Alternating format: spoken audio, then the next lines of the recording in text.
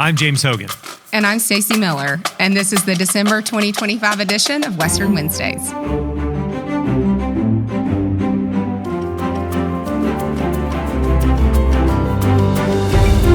Well, welcome to Western Wednesdays. I'm James Hogan, Assistant Vice Chancellor for Engagement here at WCU. With me, Stacy Miller, Alumni Engagement Director Extraordinaire.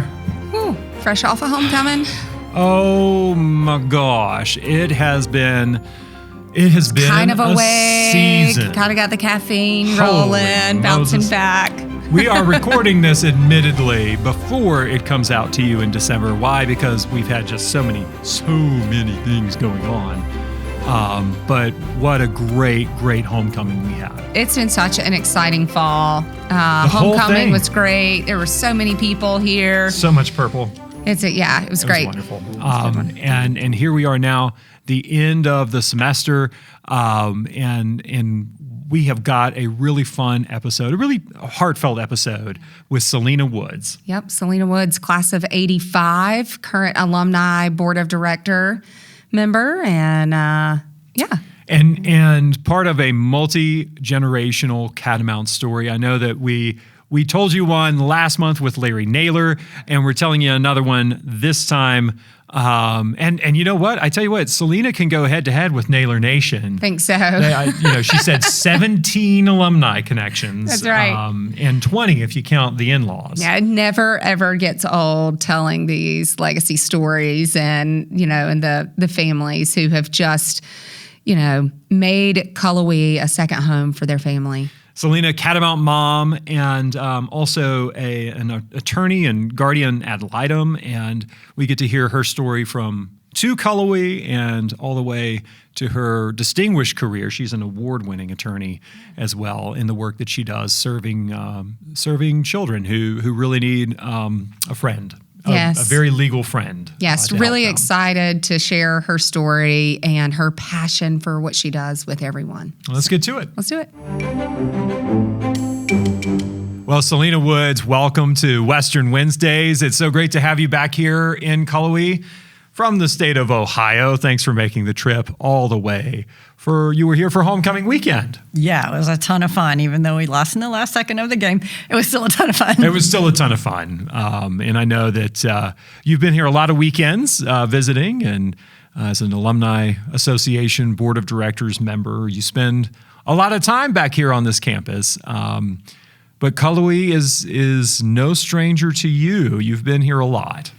I have, and my family has been here a lot. And, it's great to come back and to see the growth and development of the university after being away for a few years. Well, you've seen it in a lot of different iterations, right? And so let's start there. Let's start talking about where Cullowhee, well, not where Cullowhee was, it was right here, where this campus was when you first arrived, and what brought you here to WCU as a prospective student, and then convinced you that the place to be for you, Selena, was Cullowhee.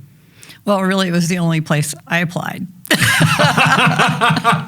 Well, that suits it. You don't get that very often, Yeah. right? Because the joke that we always make, right, is like you don't just stumble upon Cullowhee. You don't find it, it's not on the way to anywhere. Yeah. You have to be Right. intentional You don't about go, coming what's here. that university on the left? Yeah.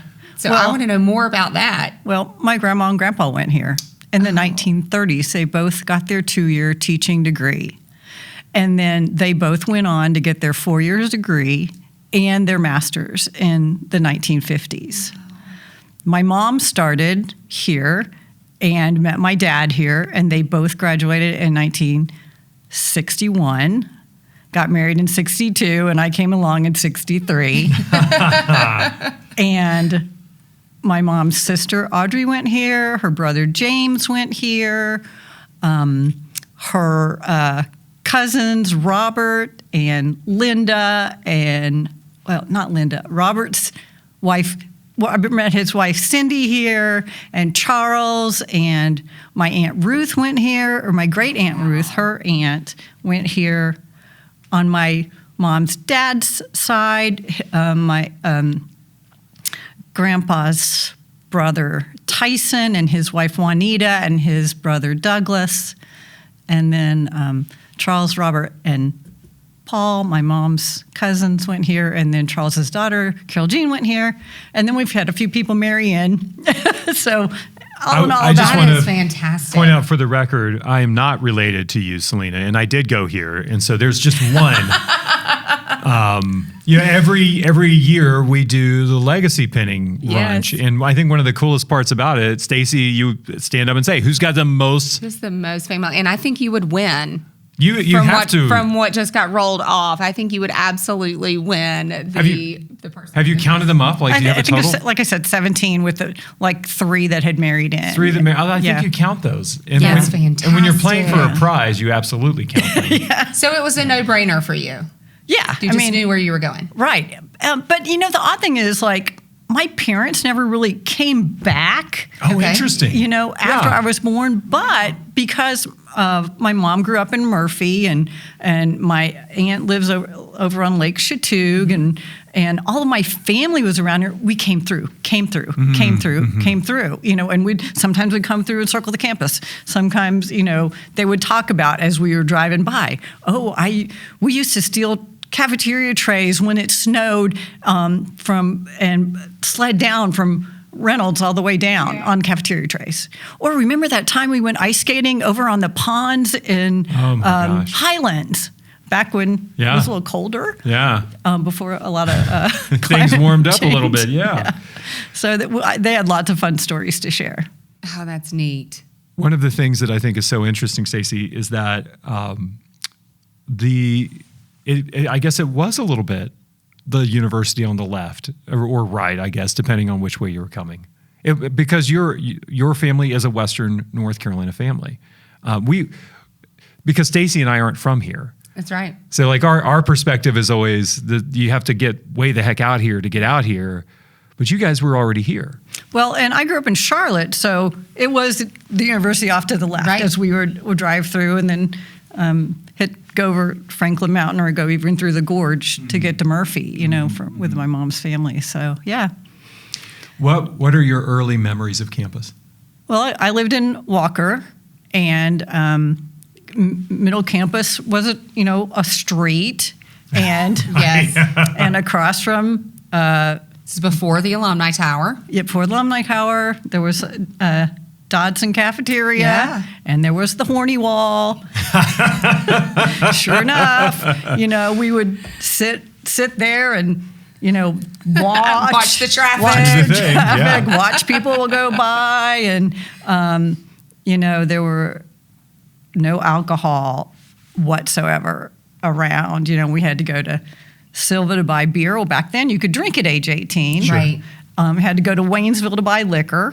But and the Greeks were so popular in the 80s because there really wasn't that much else to do. Not a lot of other social activities. So I joined Alpha Psi Delta, and best 4 years of my life. Got involved in intramurals, and I was billiard champions 2 years in a row. No kidding. Oh. Cool shark. Fantastic. Played tennis, during intramurals, and I was a history and political science major because I thought I wanted to go to law school, but I really wasn't sure how to get there.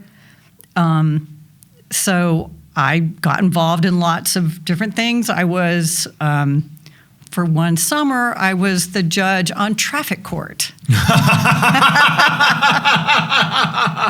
Now, did that make you? I was going to say we could fast forward a little bit. Not that we're doing traffic court these days, but it does kind of pave that path a little bit, right? Oh, you got an early taste That's of right. adjudicating things. One thing that we always love to hear, Selena, and I would love to hear you kind of share faculty and staff when you were here that Oh my gosh, just impacted you. I have the great story. I love Western so much. I went to the summer session between my my second and third year, and then between third and fourth year. and that is when summer was happening. Oh yeah. It's Summer. a thing in Cullowhee. Yeah. Oh, I love that. We would go tubing down the Tuck, and Everybody says, in the 80s, 90s, everybody that we talked to says you had to spend one summer in Cullowhee. Yeah. Todd Yeah. Wasser talks about that all the time. Now, sometimes that was for academic reasons, like I have to spend one summer, otherwise I may not get to come back. So. and I wanted to because they offered so many different courses. Yeah. Sure. So one of the courses they offered was the Sizzling 60, since I was a history and political science major. Oh, I love it. So, we watched Easy Rider. As a film from the 60s, Yeah. you know? Yeah. So, Professor Schwartz was one of my... Gerald Schwartz. Gerald Schwartz. And he was also a tennis player. Yes. So I got to play Yes. tennis with him. Oh, neat. One time in the summer, this guy I sort of like said, hey, let's go play tennis. But I had class. I'm like, okay, I'll skip class. And I went and played tennis Listen to that. with this guy. And sure enough, towards the end of our match, Dr. Schwartz comes out and starts playing and goes, Miss Crisco, you were not in class, were you? Oh my gosh. Nope, sorry. Dr. Schwartz. It all started at the Horny Wall, didn't it? Oh my gosh. I had Dr. Schwartz Yeah. for history. History, that yeah. Was, yeah. So you were here 2 summers. You were also here arguably during some big years for sports, for athletics. Oh my gosh, we went to the playoffs year and I got to go. Huge. We went down to Charleston and went to the game and oh my gosh, that was so much fun. That's awesome. And what was your involvement like just from an extracurricular standpoint? How did you spend those football weekends? Well, we'd go to the games and since I was in a sorority, all our sorority sisters sat in, the same place and you were lucky if you got a date to the game, I was also a Sig Up little sister, so hung out with all the Sig Ups. And this is when the Sig Ups were founded, in the 80s. Okay. So I watched the development of that, fraternity grow, and that was a ton of fun. Yeah, so like I said, I played intramurals, and studied and wrote papers. And Did you graduate in the football stadium? Yes. I have pictures of me graduating in the football stadium. That was back when we did commencement in E.J. Whitmire. Yeah. When you left Cullowhee, how did that feel? Did you feel like you were really leaving Cullowhee? I was ready to leave. Yeah. I'm like, I need to move on with my life, Yeah. And here's the thing. I didn't know anybody that stayed that looked successful to me. Interesting. Oh. Yeah. Okay. Yeah. The people that I knew that stayed were sort of floundering, not Right.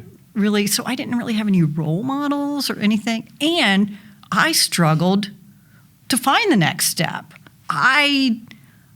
Our advisors weren't back then so good at pointing you into the next step or the right direction. I had to figure all that out myself. But I also I didn't ask anybody either. Yeah. That's a takeaway. Ask for help. Ask your people. Use your advisor. I just didn't. Right. Use your resources wisely, as we say in Girl Scouts. Yeah. Right.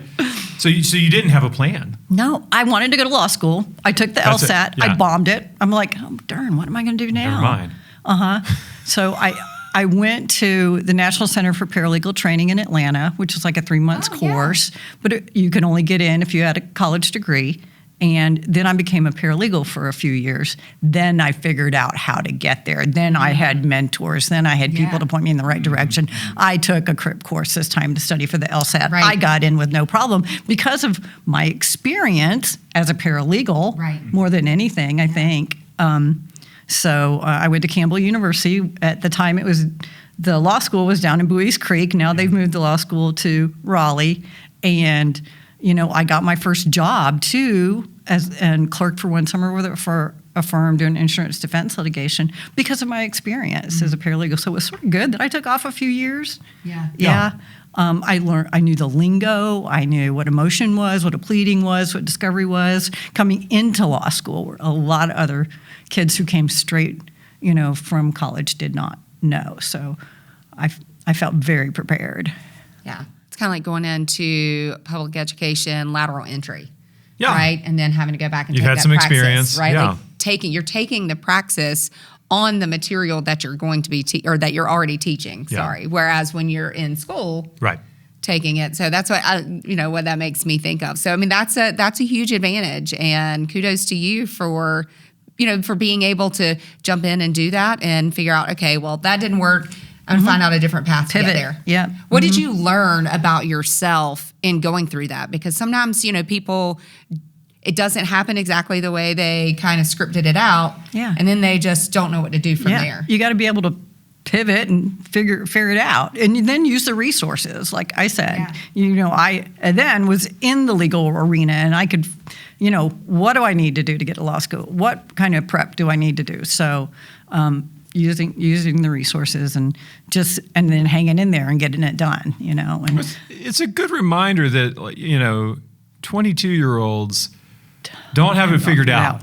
Right. Yeah, and I think a long sometimes way to we go. expect that Right. of young people, and of course at Western, even today, we do try very hard to help people have exposure to different things that might inspire what that next step is. But you don't have a pathway ever. I don't think. I mean, maybe rarely you have the pathway figured out, but most of us just take one step and then see what that feels like and take another. Selena, did you know anyone else going to law school? Like, was it in your graduating class or friend group or sorority? Nobody. You were it. Yeah. So insurance litigation. I did that for a few years. That sounds like a lot of fun. And then I did, right after I graduated, I started doing my volunteer work for the Guardian Ad Litem office. And I sort of wanted to do that as my pro bono work, representing children. So I did that pro bono for the first few years while I did insurance defense. Where were you there? In Raleigh-Durham. You were in Raleigh-Durham. I started out with a firm in Raleigh, then one of the partners broke off and established his own firm in Durham, and I was living in Durham. He's like, come work with me. So I did. It was great. So Doug DeBank supported me very well, put me out there trying my first case within the first month of working. Wow. Yeah. But Campbell had given me that experience. Campbell makes you do trial work all 3 years, trial, order, appellate work all 3 years. And so you were ready. I was, scared Yeah. and nervous, but I did it. And then I just got into it, and I was trying cases right and left and loving it. And I love hearing this because I'm listening to you say I was nervous, and I can't imagine that. Like, you have it all together, and you have this also laid back sense hide of it so well. got it. Like, this is no big deal. I got it. I'm good. And so to hear you say you're nervous makes me feel really good. We get nervous running board meetings. That's right. So, I'm like, Robert's Rules of Order. Nobody goes to jail if you get that wrong. I don't think. Maybe. So how did you get to Ohio? I met Scott through friends from law school. One of my classmates, Debbie, her husband, was working at the family medicine department at Duke, and Scott was a fellow at Duke he had already got his undergrad at Xavier, medical school at University of Cincinnati, a fellowship, and had done his residency there at TriHealth in Cincinnati, a fellowship at Duke, and he had just moved to Chapel Hill and was working on a master's in education and a master's in public health. Oh, wow. He is so educated. Yeah. He's got his own wall of. Oh my gosh. Yeah, his own big head wall. We compete with the big head wall. Right. I have 3 diplomas. He has like 6. Yeah. And Scott's claim to fame, one year, all 4 of his schools were in the Elite 8 basketball. Oh, wow. Yeah. Well, that's not really fair. NCAA. Like that, you just it's like covering the spread. I mean, come on. Yeah. So he's definitely a big basketball fan, and like I said, so we got married in Durham, and then had our first Casey in Durham, and then he said, I really want to move back to Cincinnati and share this grandchildren experience with my mom and dad. They didn't have any grandchildren in the area. They were a lot older, and at the time, my dad had just passed away in 98, and my mom was living in Atlanta, so we didn't have any family right there. Yeah. So I was like, okay, sure, I'll go kicking and screaming north of the Mason-Dixon if you want. It was like a reverse migration because, I've met probably hundreds of people at this point who are from Ohio who moved to North Carolina, not the other way. Right. Yeah. So it was great. I moved there, and I took off a few years and stayed home and raised the kids. Yeah. I wasn't sure I wanted to go back to work, but once they got in school, I was like, yeah, I have a law degree. I need to use my degree. So I had to take the bar over again after 15 years of being out of law school because. Oh yeah.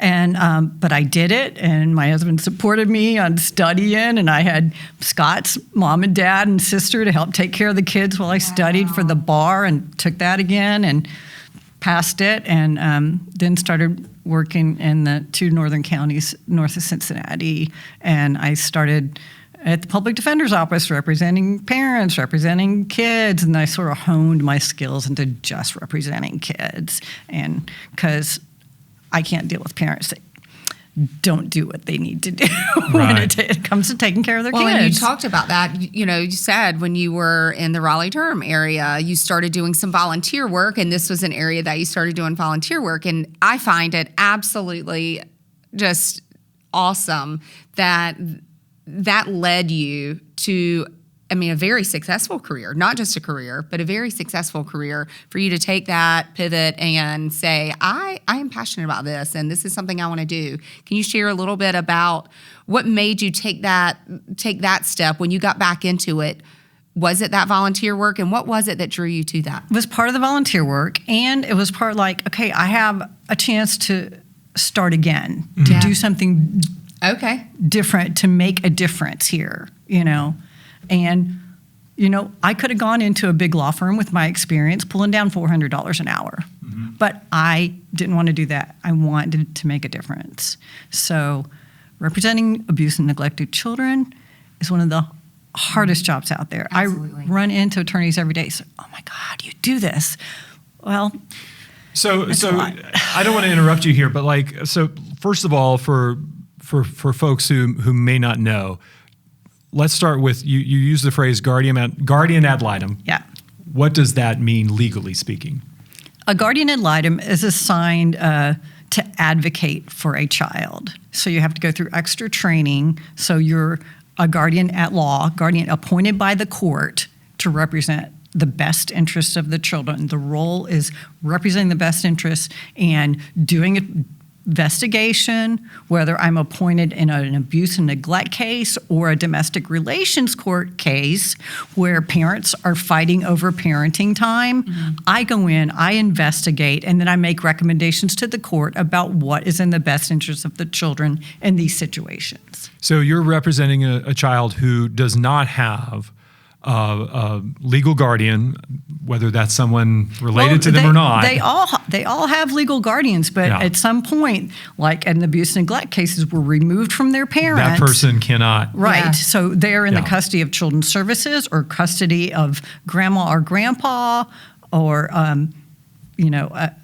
and I have to go in and find out what's So you're a best. neutral party to either of the parents in the Correct. situation, and they are your only focus then the is the child. Yeah. What is Yeah. it like walking in to one of those cases? When Well, yeah. you know, I have a busy case. I have about 30 cases now, and lots with multiple children. Every time I pick up a new case, it's secondary trauma. You know, I picked up a new baby case. The mom was doing meth and cocaine, and dad was in jail, and the baby was in the hospital going through withdrawals, and mom left the hospital, and the baby was removed and placed with a relative. So I go visit the baby. The baby still has on and off tremors from the drug, you know, in utero, and it's so hard to see it. I just want to take it. Sure. Yeah. Well, yeah, and I'm an English major, and certainly not somebody who's ever like rushed to get into a fight with anybody. I don't know how I could contain my emotions around those kinds of things. Right. Like how do you? I mean, you have to.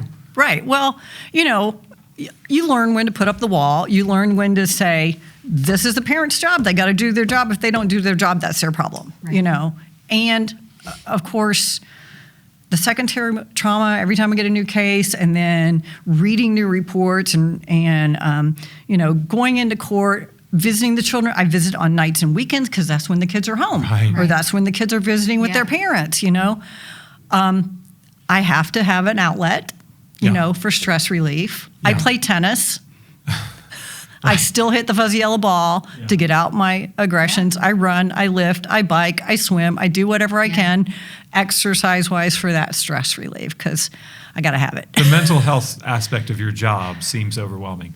Well, I've learned Yeah. what to do, you know? It'd be hard for me, and which is why people like you do this work and not people like me, because it would be hard for me to check that off, to turn that switch off and go on. I would need legal counsel But- for right. murder representation. Like seriously, like I just can't. You know, it's hard. it seems awful. It would, And you know. And we can't fix everything. Right. Yeah. We know that. Yeah, we no. have to, Yeah. learn to appreciate. You give the parents a task. They have to do a drug and alcohol assessment, and Children's Services does a good job setting up these things for the parents to do, a mental health assessment, parenting classes, job employment services if they don't work. They have a lot to do on their case to get their kids back, but that's all you have to do. Right. The kids are not at home. This is your job now, Do you So- find? We focused immediately on the negative side of all of this. There's very much a rewarding factor to Oh this. yeah, to see a kid be adopted by their foster parents or be reunified with a parent that has done their does program. that checklist and gets that done. 'Cause, Oh, I can't even you know, imagine the celebration Yeah. from that, right? Adoptions are so much fun. I've got one coming up. National Adoption Day is always a Saturday before Thanksgiving, so I've got an adoption that day. I'm really excited. And on that case, I'm representing the foster parents who are adopting their 17-year-old foster child who's been with them for 2 years. 17. Yeah, 17, I know. And that's sort of a hard age, and it's hard to find good placements for teenage kids or adoptive homes for teenage kids because they've been through so much abuse. Right. And talking about abuse and children and I go through a lot of continuing education and learning, just in the past few years, we've learned that how trauma from age birth to 5 really impacts the brain of the child. And we know that trauma rewires the brain differently. Yeah. So kids who go through that don't come out with the same coping skills or the same they don't have that nurturing, loving person in their life, and they really struggle with how to manage their emotions and how all of the ups and downs, to handle all the ups and downs of their life. And it's so difficult. It's so difficult. That's why by the time they get to teenagers, it's so hard to get adopted because they're all over the place. Right. And so just, the developmental issues, psychological trauma impact there. I'm sure that you've worked with children who have found their way into the criminal justice system as juveniles. Oh yeah. And how do you balance that? Yeah. I've got a kid sitting in JDC right now, Juvenile Detention Center, and I had told the court just 2 months ago and Children's Services, this child needs to go to residential treatment. 16, not coming home at curfew, out smoking pot. She's at a group home. She's going to school, yay, but she's having a negative influence on the other girls in the group home. She doesn't need to be in this group home. Something's going to go wrong. She needs residential treatment. So I go in, I argue, I have documentation, I throw it all down.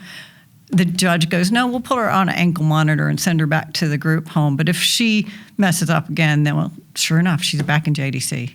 Just, Yeah. matter of time. And I'm like, and you've got enough experience with it now. It's easy for you to see those patterns. oh, gosh, yeah. I- And with the emotional trauma at school, Yeah. so of these kids, PTSD manifests itself as ADHD, oppositional defiant disorder, and all these emotions and difficulties come at school. And a lot of them move so many times to different foster homes because they've blown their placement here and there. They don't have consistent education. Yeah. So I also do special education law. I go in and advocate for these kids to get the services that they need at the school level so they can learn, you know? Yeah. It takes a village. It takes a village. Oh my gosh. I'm going to go back. You know, we talked about and tie this current work and lifestyle that you've got going on kind of full circle back into Western. And you talked about things that you do for your release and for getting out. And one of those things is, as James mentioned early on, serving on Western's Alumni Association Board of Directors. What was it about that?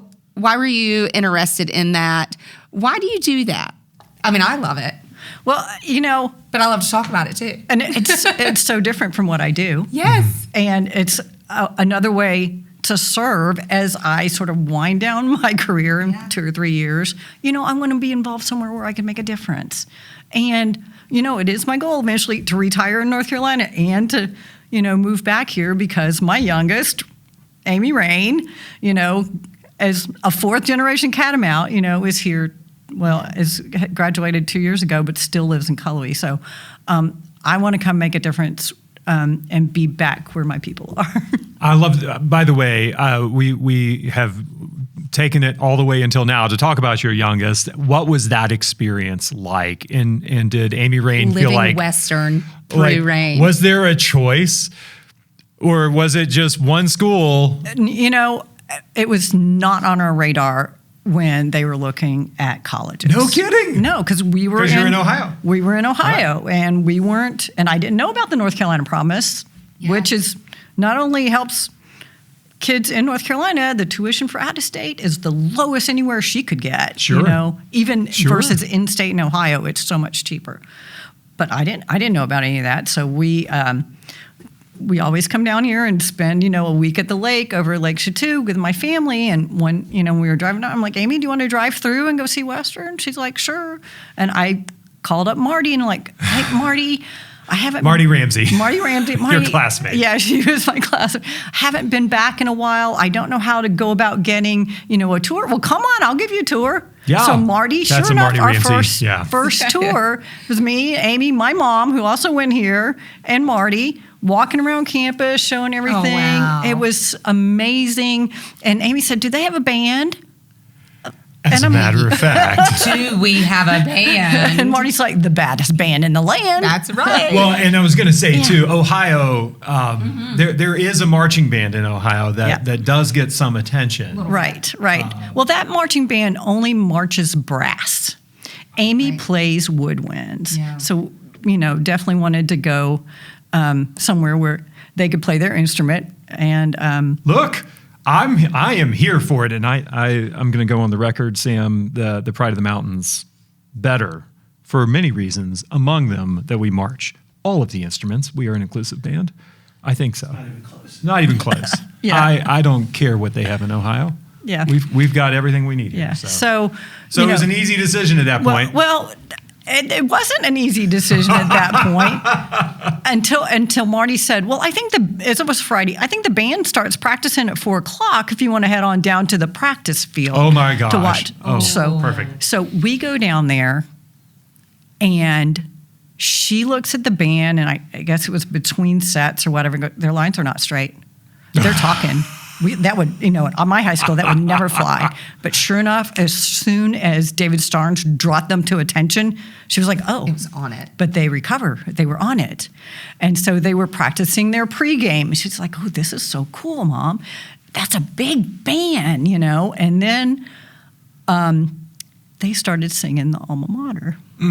I got so choked up. All of this emotion came washing over me. I had not been back in years. I knew every word. I started crying and singing at the my same gosh. time. And Rain was like, Mom. What on earth is? I know. is wrong with I you? know. It was just all of the emotion came back. Like, why have I not been back in so long? Yeah. You know, you know, this is my home. These are my people. You know.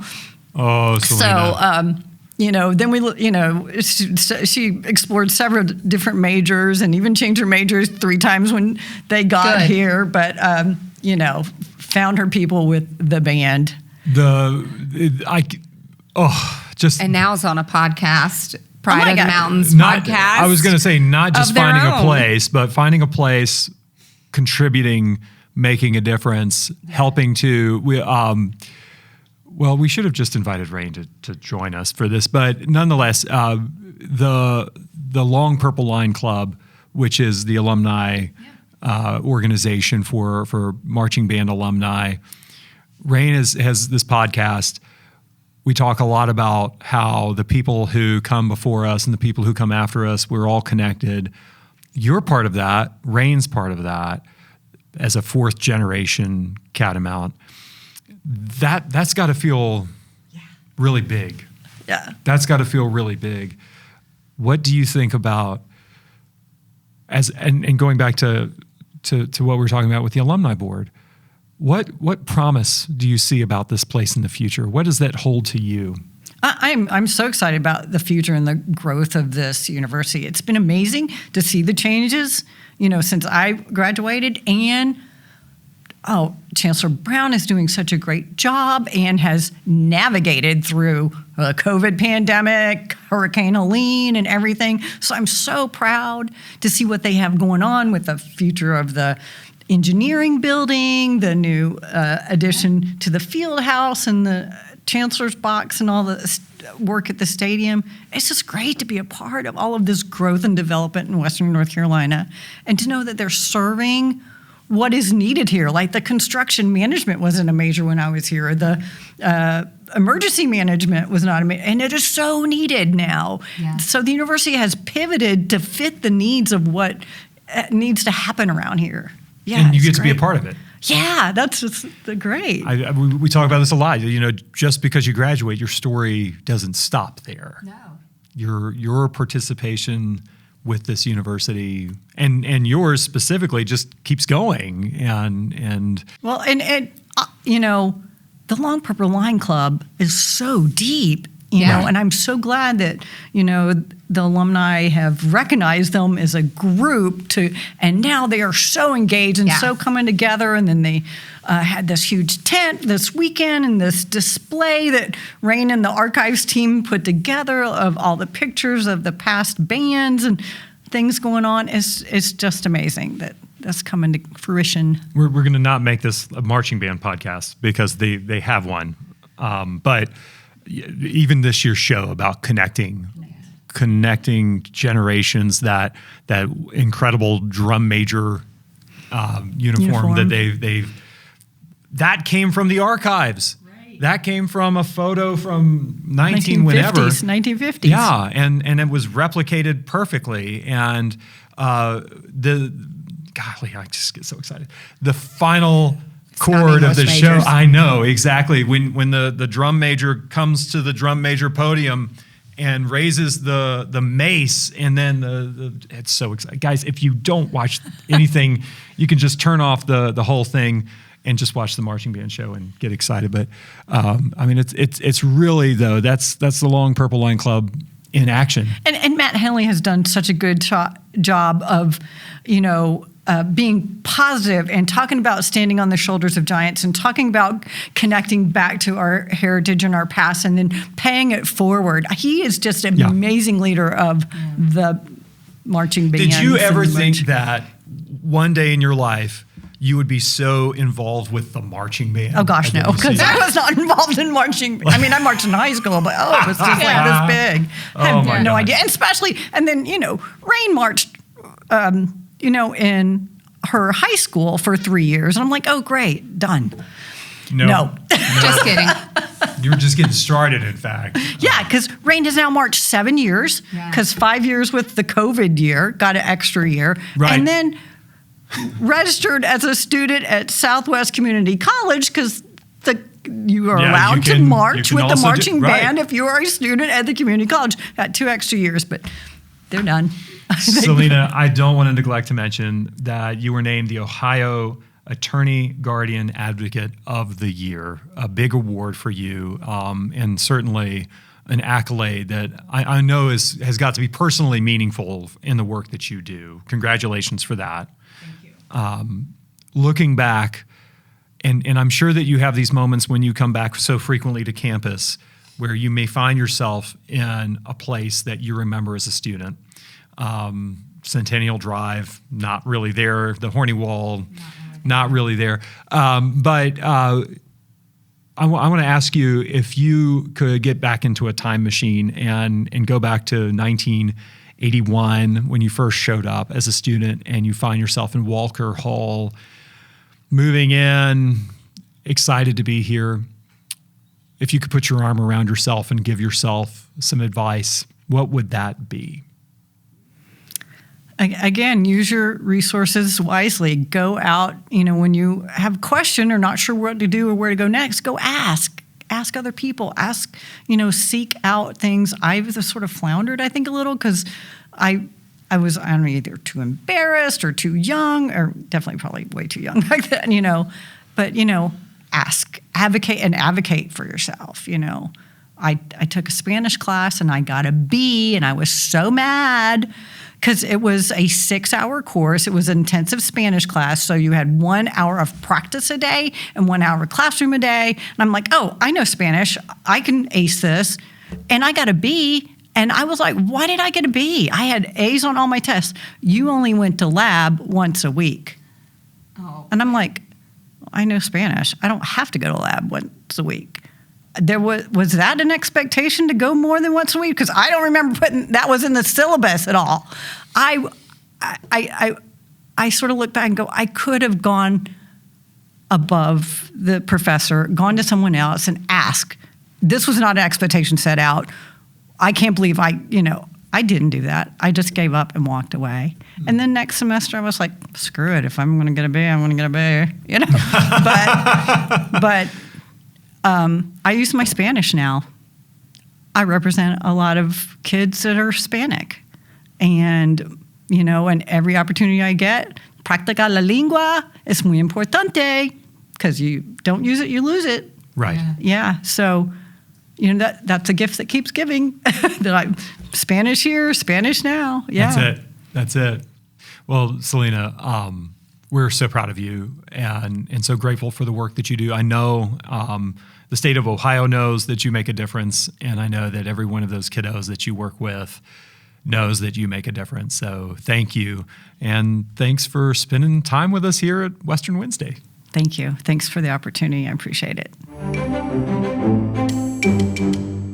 I loved hearing Selena's story about how she got involved as a volunteer working with children, and then after taking time off to raise her family, finds her way back to it. That's right. And making a career out of something that she was super passionate about because, James, I can't imagine that insurance litigation is really that much fun. No, but it pays the bills. It probably pays the bills. Not nearly really as well. much fun as what we do. No, well, maybe. I know that John Grisham didn't write stories about insurance litigators. So. Yeah, I know. So anyway, a great conversation with Selena. I hope you guys enjoyed it. And you know what, Stace? This is the last episode of 2025. Can you believe it? That's right. Another season in the books. We started all the way back in January with Garrett Ozar. We had our great swing through Washington, D.C. for 3 episodes this year. Got to see Zebby. We got to talk to Mike Crawford. We got to talk to so many great catamounts. Matt Henley came back. Nora Lynn Fitch. Oh Josh Jones. Talk about fast cars. Oh my gosh. It's a good time. So many great ones. We got to talk to Jake Robinson from Champion Credit out in Canton. And our hometown engineering squad, Monty and Brett. So many awesome alumni. Great conversations. And of course, Larry Nailers. Yeah. It's been a busy year, not just of Western Wednesdays, but it's been a busy year all in at Western. All in at Western, and we're not done yet. We cannot go a second longer without saying thank you. Oh my gosh. We're still tallying up the results for Giving Tuesday 2025. Another great outing. Folks, you guys make this possible. You all show up for the Catamounts. You support our students. You support our faculty and our staff. Every good story that comes out of this place, you guys own part of it because you give back, and that is so, so great. So thank you for contributing. Thank you for helping to boost the message that what we're doing here in Cullowhee, North Carolina is really special. That's right. And as if all of these episodes and events that we've done all year and Giving Tuesday weren't enough, we're going to jump right back on the road. Jump right back on the road with a whole bunch of coaches. That's right. And it's the next iteration of the Coaches Caravan. We're going to Asheville and Charlotte and Raleigh-Durham and the Triad. And maybe on a side of the road on I-40 pulling into, I don't know, not a Pilot. What's the gas station? Not a Buc-ee's, but it'll be a QT. QT, that's it. That's QT. Where she wants to. Find us anywhere. If you see a bunch of purple That's right. On the side of I-40, stop and render aid. And we also get to turn on the alumni machine here real soon. Commencement coming up. That's right. Always a great time. Going to graduate and welcome another load of Catamounts into alumni family. And now we're in basketball season. One of my favorite things to do is to go to the Ramsey Center, watch our guys, watch our gals, watch the pep band give all kinds of grief to the opposing team. If it's been a second since you've been in the Ramsey Center for a game on Ingalls Court, get your tickets. Come see what Coach Kraft and Coach Sipp are putting together. It's going to be a special season. Well, thank you all of you who have listened or shared, who have watched our episodes this year. We love doing these stories with Western Wednesdays. It's a lot of fun to get to hang out and have these conversations. That's right. We'll be right back in January with the next year episode. That'll be it, the next season for Western Wednesdays. Till then, share, like, subscribe, do the social media things. And thank you again for sticking with us, guys. Hope you guys have a great new year, a good holiday. And until we see you again, Go Cats.